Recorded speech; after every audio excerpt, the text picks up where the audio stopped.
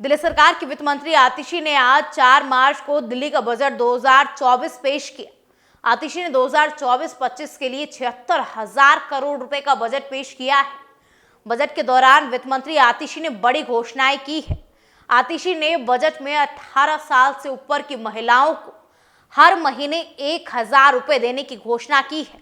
इसके लिए सरकार महिला सम्मान योजना लेकर आई है।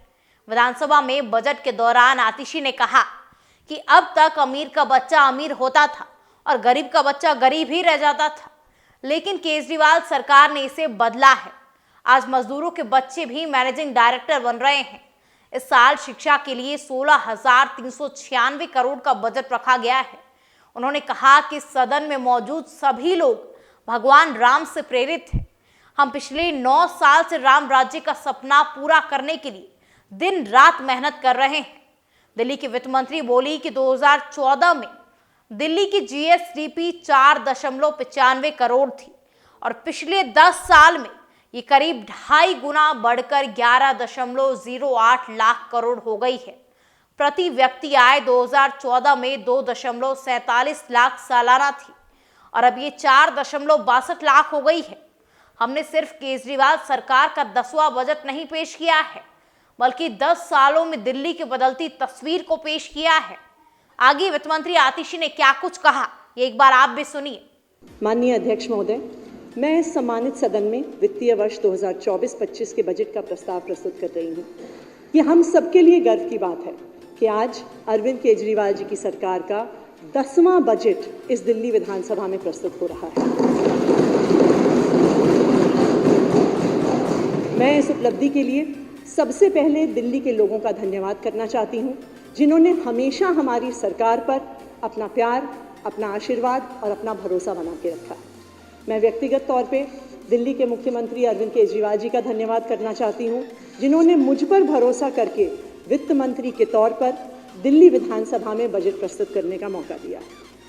माननीय अध्यक्ष महोदय, मैं आज सिर्फ केजरीवाल सरकार का 10वां बजट नहीं प्रस्तुत कर रही हूँ, लेकिन आज मैं सदन में पिछले 10 साल में दिल्ली की जो बदलती हुई तस्वीर है वो इस सदन के सामने रखूंगी।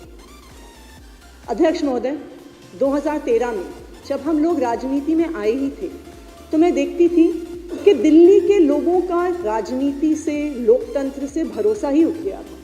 वो अपनी वोट डालने जाते तो ज़रूर थे, लेकिन ये सोचते थे कि आखिर इस वोट से होगा क्या। उन्होंने देखा था कि नेता आते हैं, नेता जाते हैं, सरकारें आती हैं, सरकारें जाती हैं, लेकिन एक आम इंसान की ज़िंदगी में कोई सुधार नहीं आता। उसकी ज़िंदगी में दुख, परेशानी, संघर्ष बने ही रहते। जब एक आम इंसान, एक आम परिवार को पहली तारीख को जब उनके हाथ में तनख्वाह आती है तो हर व्यक्ति यही सोचता था कि इससे 1 महीने का खर्चा कैसे चलेगा। 25 तारीख तक आते आते जब घर के सारे पैसे खत्म हो जाते थे तो गृहिणी ये सोचती थी कि बिना किसी पैसे के आखिरी 5 दिन कैसे निकलेंगे। एक आम परिवार में जब कोई बीमार हो जाता था तो इलाज के लिए परिवार को प्राइवेट अस्पताल का महंगा खर्च उठाना पड़ता था। बिल भरने के लिए जेवर गिरवी रखने पड़ते थे, मकान गिरवी रखना पड़ता था। एक आम परिवार को अपने बच्चों को पढ़ाने में भी संघर्ष करना पड़ता था। वो अपना पेट काट कर अपने बच्चे को महंगे प्राइवेट स्कूल में भेजता था और इसके बावजूद भी पढ़ाई खत्म होने के बाद बच्चों को नौकरी नहीं मिलती थी। इन्हीं सब कारणों की वजह से एक आम आदमी का सिर्फ सरकारों से नहीं, अपनी वोट से भी भरोसा उठने लग गया था। ऐसे में दिल्ली के लोगों के लिए अरविंद केजरीवाल जी एक उम्मीद की किरण बनकर आए।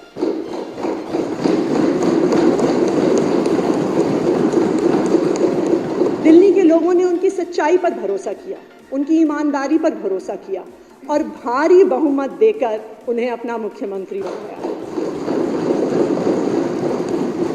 हम सभी जो सारे यहाँ पे इस सदन में हमारे सदस्य बैठे हैं, हम सभी भगवान श्री राम के जीवन से प्रेरित हैं।